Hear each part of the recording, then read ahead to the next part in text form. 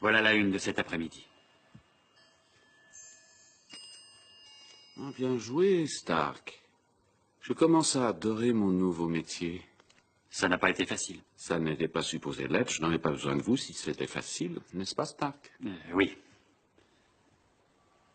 Combien d'accidents encore? Autant qu'il en faudra pour tuer le Daily Planet.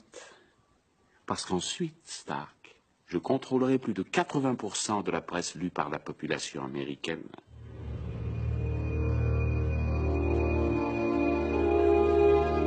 Et une fois qu'on contrôle ce que les gens lisent, on arrive à les orienter.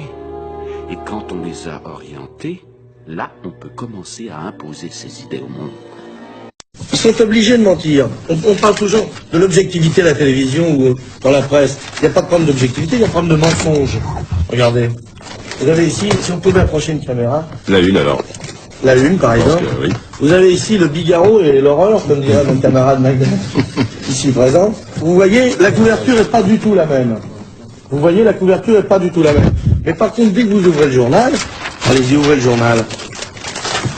Vous avez le même après. Vous voyez, cette page-là et cette page-là, c'est la même. Vous voyez, et si vous continuez, c'est pareil. Voilà. Vous voyez, moi, je ne l'invente pas. Je les invente pas, moi, les trucs. Vous voyez, c'est écrit dessus, là. On a deux journaux rigoureusement identiques. Est-ce qu'on voit ça? Hein? Regardez. Vous voyez? Les gens qui achètent Laurent n'achètent pas forcément le Figaro, mais c'est les deux mêmes. Alors, je voudrais pas dire que je revendique le droit de râler contre tout ça, mais j'ai l'impression quand même qu'on est un peu cerné. Qu'est-ce que vous en dites? On n'est pas cerné, nous? Franchement, c'est énorme, non?